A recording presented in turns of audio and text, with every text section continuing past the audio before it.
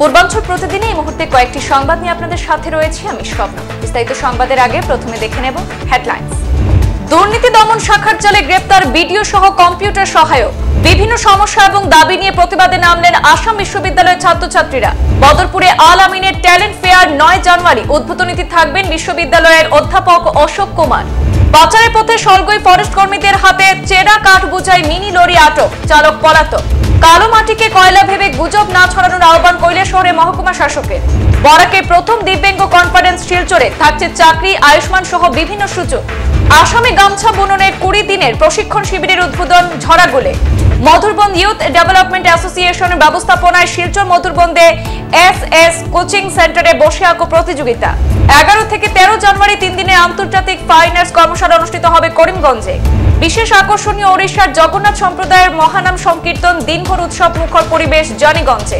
কাছাড় জেলা আহলে সুন্নাত ওয়াল জামাতের মহাসম্মেলনের প্রস্তুতি শেষ লগ্নে।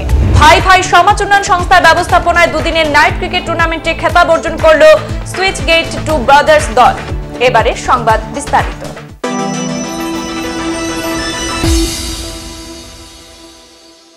রাজ্য জুড়ে অব্যাহত রয়েছে দুর্নীতি দমন শাখার একের পর এক অভিযান, কিন্তু থেমে নেই দুর্নীতিগ্রস্ত আধিকারিকরা। সরকারি নির্দেশিকাকে বুড়ো আঙুল দেখিয়ে অবাধে চলছে ঘুষ বাণিজ্য। আজ আবারও ঘুষ নিতে গিয়ে দুর্নীতি দমন শাখার জালে পড়লেন এক বিডিও এবং কম্পিউটার সহায়ক। দুর্নীতি দমন শাখার অভিযানে হাতে নাতে গ্রেপ্তার করা হলো ছমুরিয়া খণ্ড উন্নয়ন আধিকারিক দীপ্তকান্ত চমু এবং কম্পিউটার সহায়ক ভাস্কর দত্তকে।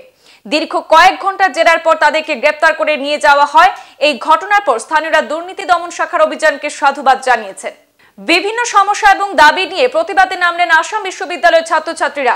ইউজিসির গাইডলাইন মতে পরীক্ষা শুরু হওয়ার 1 সপ্তাহ আগে রুটিন প্রদান, উপস্থিতির হার 75% এবং জরুরি ক্ষেত্রে মেডিকেল করানোর 60% ছাড়ের কথা উল্লেখ করা থাকলেও ছাত্রছাত্রীদের ক্ষেত্রে আসাম বিশ্ববিদ্যালয় কর্তৃপক্ষ ইউজিসির গাইডলাইনকে বৃদ্ধাঙ্গুলি দেখিয়ে ছাত্রদের বিভিন্নভাবে হয়রানি করছে বলে অভিযোগ।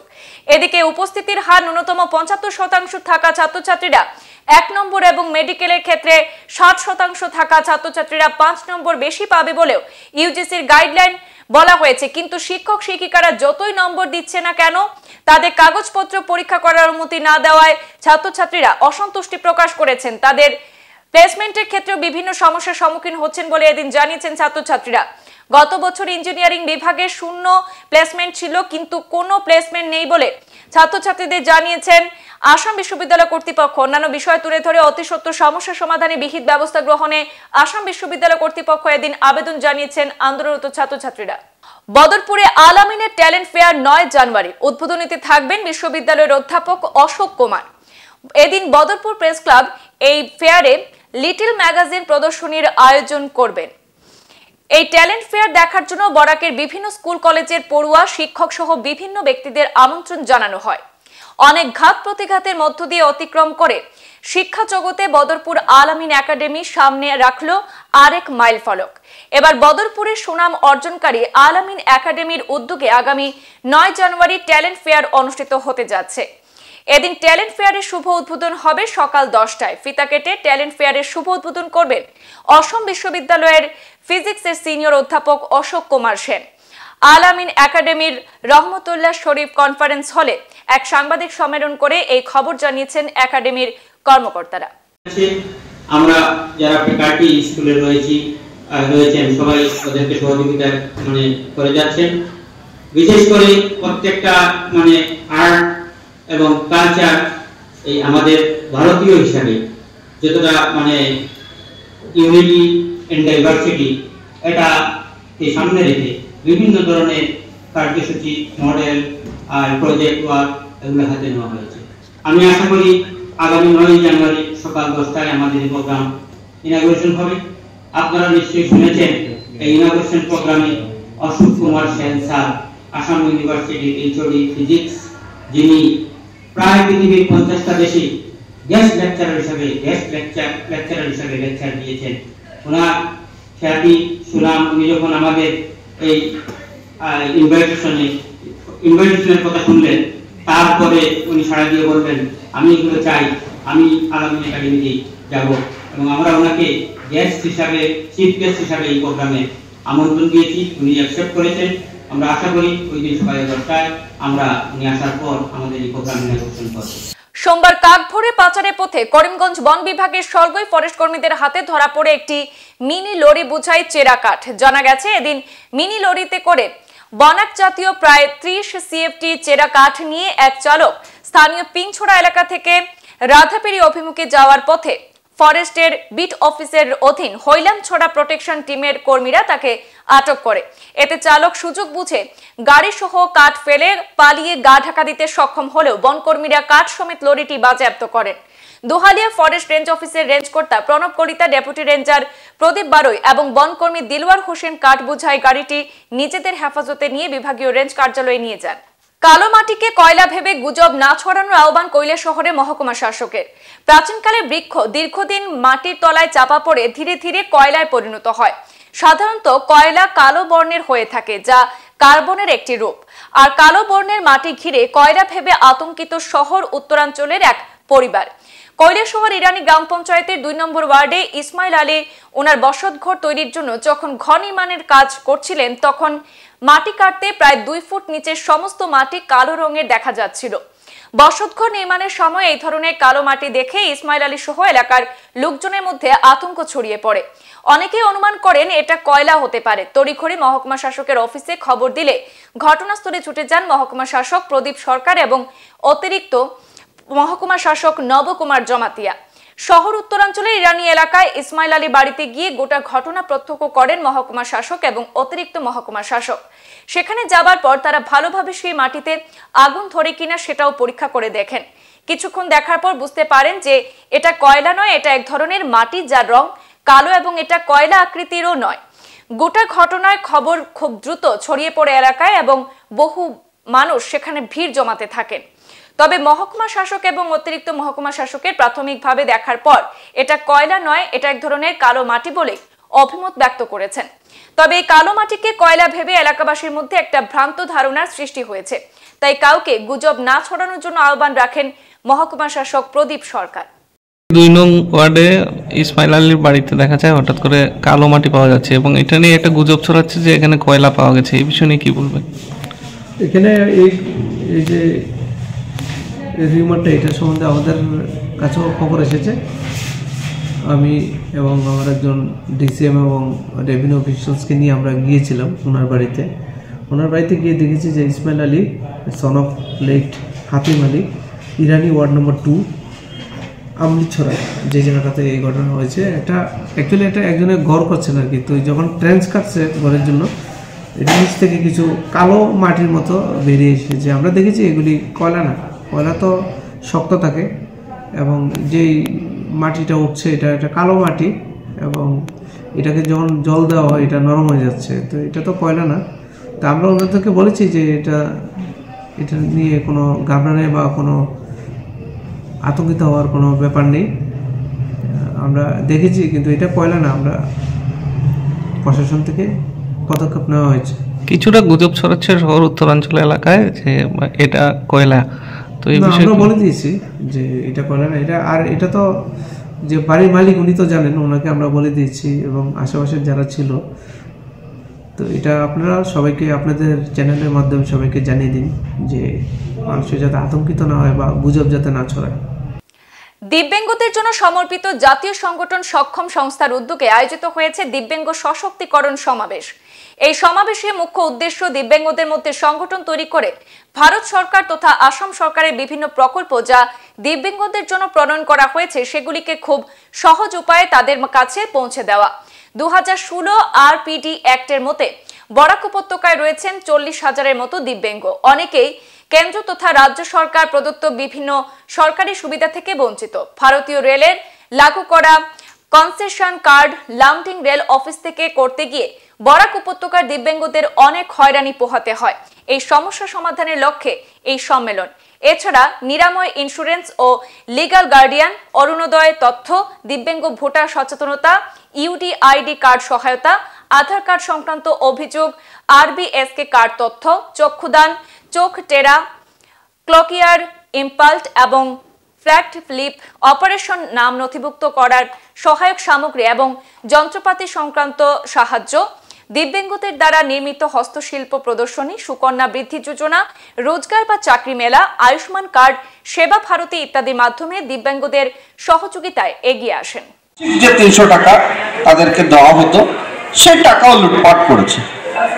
আর আমাদের সম্মানের মুখ্যমন্ত্রী সে সর্বানন্দ সোনোয়ালজি বলুন, ডক্টর হিমন্ত বিশ্ব শর্মা বলুন, এই ভারতীয় জনতা পার্টি আসাম রাজ্য সরকারে আসার পর আমরা লক্ষ্য করেছি, আজকে গর্বের সহিত আমরা বলতে পারি যে ভারতীয় জনতা পার্টির নেতৃত্বে প্রত্যেক দিব্যাঙ্গ ভাই বোনদের যতটুকু প্রয়োজন সম্মান দেওয়া আমরা এই সরকারের মাধ্যমে সেটা চেষ্টা করে যাচ্ছি। আর আমি মিঠুনের কথা কেন বললাম, যে মিঠুন বা তার টিম, এখানে শুধু মিঠুন না, মিঠুনের মাধ্যমে আমি সবাইকে বুঝাতে চাইছি। অনেকেই রয়েছেন, রঞ্জনা দিয়ে পাশে বসা রয়েছেন, আমাদের মায়াঙ্কদা রয়েছেন, তাদের মাধ্যমে বিশেষ করে বড়াকে আমরা দিব্যাঙ্গ শব্দ আমরা চিনতে পেরেছি। তার জন্য আমি মিঠুনকে আর মিঠুনের টিমকে আমি হাততালি দিয়ে সম্মান জ্ঞাপন করার জন্য অনুরোধ করছি। নাবার্ডের আর্থিক সহযোগিতায় ওয়াইএস এর ব্যবস্থাপনায় সোমবার সোনাই ব্লকের দক্ষিণ মোহনপুর গাঁও পঞ্চায়েতের ঝরাগুল এলাকায় 20 দিনের আসামি গামছা বুননের প্রশিক্ষণ শিবিরের উদ্বোধন করা হয়। প্রদীপ প্রজ্বলন করে আনুষ্ঠানিকভাবে কর্মসূচির সূচনা করেন জেলা হ্যান্ডলুম ও টেক্সটাইল বিভাগের অ্যাসিস্ট্যান্ট ডিরেক্টর এল হিরালাল সিংহ। নাবার্ডের ডিডিএম রবিশঙ্কর লিকমাবাম উদ্বোধনী বক্তব্যে বলেন যে গ্রামীণ মহিলাদের আত্মনির্ভরশীল করে তুলতে কেন্দ্র ও রাজ্য সরকার বিভিন্ন প্রকল্প হাতে নিয়েছে। স্বনির্ভর মহিলা প্রকল্পের মাধ্যমে গ্রামের বেকার মহিলাদের স্বনির্ভর করে তুলতে সরকার এসএইচজি এবং মহিলা দলকে বিনা সুদে ঋণের ব্যবস্থা করে দিয়েছে। যে কোনো সরকারি ব্যাংক থেকে রেহাই মূল্যে মহিলাদের ঋণের ব্যবস্থা করে দেওয়া হয়েছে। রাজ্যের ঘরোয়া মহিলাদের আত্মনির্ভরশীল করতে এবার রাজ্য সরকার আসামি গামছা বুননের উপর সর্বাধিক গুরুত্ব দিয়েছেন। प्रशिक्षण शेषे संगठने महिलादेर काछे सुतो वितरण करा होबे। हम लोग को 30-30 के बेस में 3 बेस में करना है। उसके बाद आप लोग को 6 महीने या 5 महीने के बाद आपको 2 दिन का फिर रिफ्रेशर ट्रेनिंग कोर्स देना है। ओके, उसके बाद आप लोग को एक्सपोजर विजिट, सभी 90 डीडी है, सबको एक्सपोजर विजिट में लेकर जाना है और यहाँ पर 2 डेमोन्स्ट्रेशन यूनिट खोलना है, जो मैं पहले से बता चुका हूँ। ये है ट्रेनिंग का। उनके बेस हम लोग ट्रेनिंग में इस बार दूसरे से थोड़ा अलग है, लास्ट ईयर से थोड़ा अलग है, क्योंकि हमारा जो असिस्टेंट डायरेक्टर हेलुम मेरा साथ हमेशा जाता रहता हूँ हमसे। इसमें तो अभी क्या करेगा, आप लोग ट्रेनिंग के बाद आप लोग को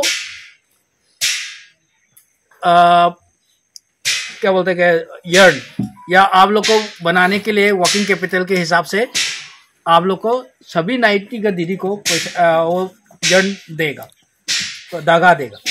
ओके, और आप लोग को हम कोशिश करेगा बैंक से लिंक करने का, बैंक से एसएचजी के द्वारा या जेएलजी के द्वारा या इंडिविजुअली वीवर मुद्रा के द्वारा आप लोग को लिंक करने का कोशिश। मधुरबन यूथ डेवलपमेंट एसोसिएशনের ব্যবস্থাপনায় Silchar Madhurban PHE road SS coaching সেন্টারে বসে আঁকো প্রতিযোগিতার আয়োজন হয়।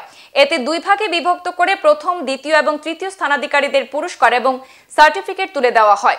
বিশিষ্ট অতিথি হিসেবে উপস্থিত ছিলেন আইনজীবী আব্দুল হাই লস্কর, ইউকেপি স্কুলের অধ্যক্ষ আবিদ হোসেন মজুমদার, কলা শিক্ষক জেবিন আক্তার মজুমদার, মুর্শেদুল আলম একাডেমি স্কুলের লিলুফা মজুমদার, গোলিরিয়ার্স এনজিও প্রতিষ্ঠাতা সন্তোষ ঘোষ। এদিন সংস্থার পক্ষে উপস্থিত ছিলেন নাসিম আলী লস্কর, ইমরান হোসেন মজুমদার, আলকাস উদ্দিন মজুমদার, সাদিক আহমেদ লস্কর, হাসান আহমেদ সদিয়ল, রাকিব মজুমদার প্রমুখ।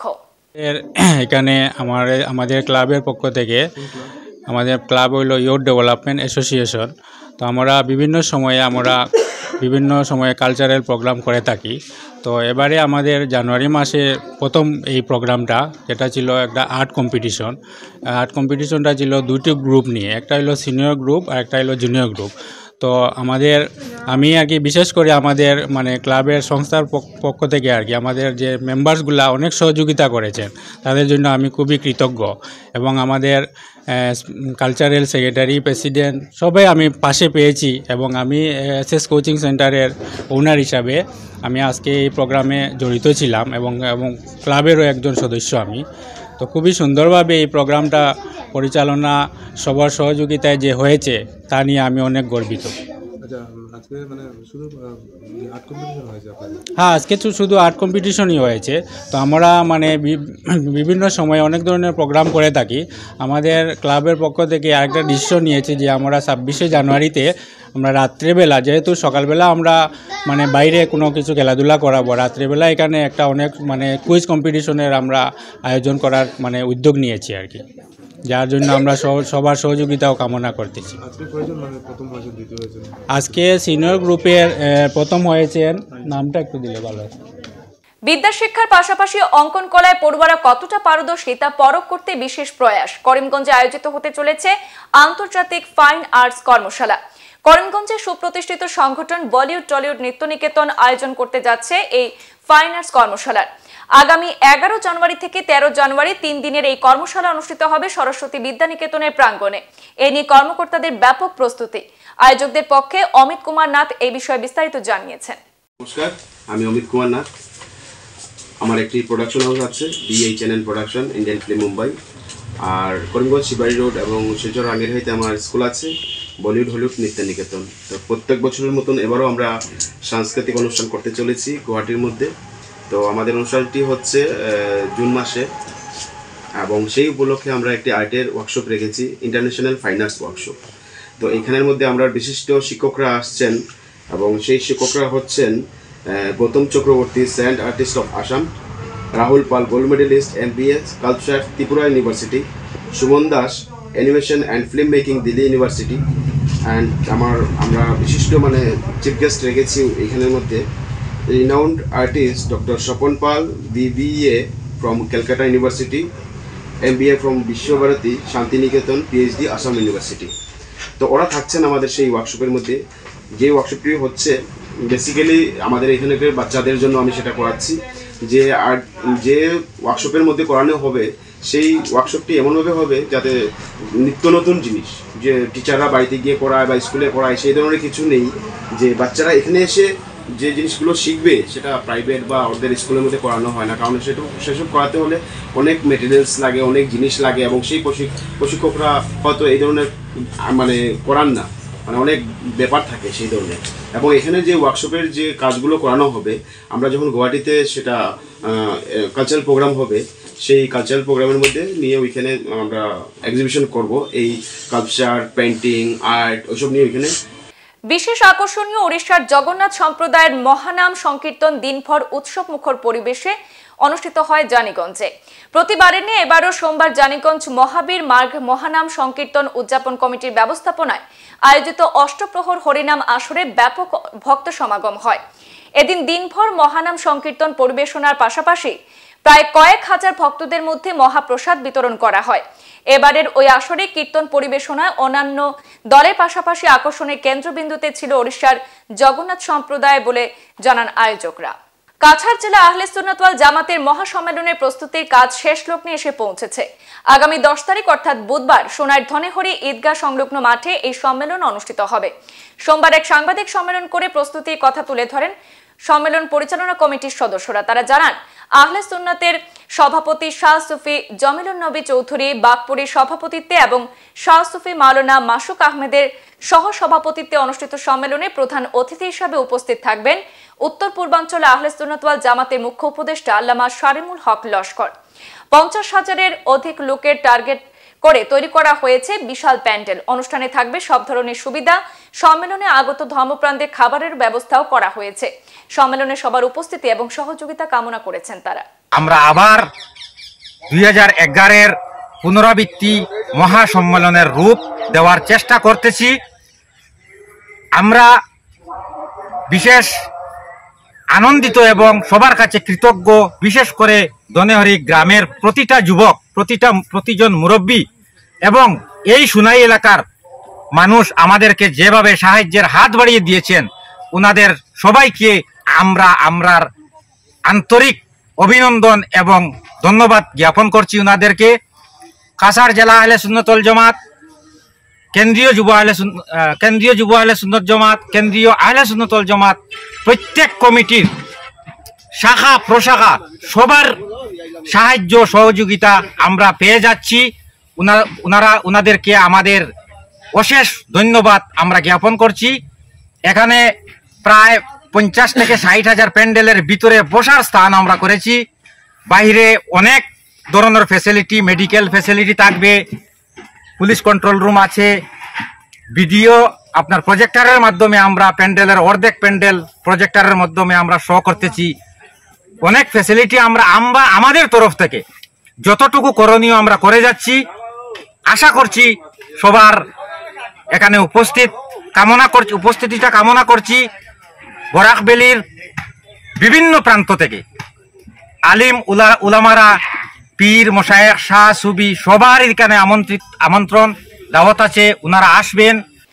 ভাই ভাই সমাজ উন্নয়ন সংস্থার ব্যবস্থাপনায় দুদিনের নাইট ক্রিকেট টুর্নামেন্টে খেতাব অর্জন করল সুইচ গেট 2 ব্রাদার্স দল। জানুকি বাজার সংলগ্ন মাঠে অনুষ্ঠিত দুদিনের নাইট ক্রিকেট টুর্নামেন্টের খেতাব অর্জন করেছে সুইচ গেট 2 ব্রাদার্স দল। রানার্স আপ হয়েছে নিউ বরাক আরসিসি দল। উভয় দলই হাড্ডাহাড্ডি লড়াই করেছে। অবশেষে 3 ওভারে বিশাল রানের ব্যবধানে জয় ছিনিয়ে নেয় সুইচ গেট 2 ব্রাদার্স দল। রবিবার ভাই ভাই সমাজ উন্নয়ন সংস্থার ব্যবস্থাপনায় দুদিনের নাইট ক্রিকেট টুর্নামেন্টে ফাইনাল ম্যাচ উপভোগ করতে দূর দূরান্ত থেকে অনেক ক্রীড়াপ্রেমীদের সমাগম ঘটে খেলার মাঠে। শত শত দর্শকদের উপস্থিতিতে ফাইনাল খেলা অনুষ্ঠিত হয়। ম্যাচের প্রথমার্ধে খেলোয়াড়দের সঙ্গে অতিথিদের পরিচয় ঘটে। এরপর জাতীয় সঙ্গীতের মাধ্যমে ফাইনাল খেলার শুভারম্ভ হয়। খেলা শেষে চ্যাম্পিয়নদের হাতে ট্রফি সহ প্রাইজ মানি 20,000 টাকা তুলে দেন ভাই ভাই সমাজ উন্নয়ন সংস্থার সভাপতি হেলাল উদ্দিন চৌধুরী। রানার্স দলকে ট্রফি সহ নগদ প্রাইজ মানি হিসাবে 10,000 টাকা তুলে দেন বুলবুল আলম চৌধুরী সহ আমন্ত্রিত অতিথিবৃন্দরা। আজকে ভাই ভাই সমাজ উন্নয়ন সংস্থার ব্যবস্থাপনা যে খেলাটা চলছিল 2 দিন, আর আজকে ফাইনাল দিছি আমরা। আর আমরা ভাই ভাই খেলাপর মাঝে যে কমিটি বানাইছিলাম খেলার লাগিন, খুব সুন্দর তাই চালাইয়া গেছেন। আমার খাইদুল ভাই, আমার সাবির ভাই, আমার হানিফ ভাই, আমার আম্পিয়ারিয়া করছেন আজকের খেলাত আমার জসিম ভাই, আমার ইয়া ভাইয়ে খুব সুন্দর মানে চালাইয়া গেছেন। খুব সুন্দর মানে দুই টিমে খুব সুন্দর খেলাইছেন, খুব ভালো লাগছে। আমরা পক্ষ থেকে আমি প্রত্যেকের আমি ধন্যবাদ দিই। আজকে আমরা 2 দিন খেলা হয়েছে, আজকে আমরা ফাইনাল দিছি। কেন আজকে আমরা ফাইনালটা দিছি, আমরা খুব সুন্দরভাবে আজকে আমরা এখানে ফাইনাল বিতরণ সভা অনুষ্ঠিত হয়েছে।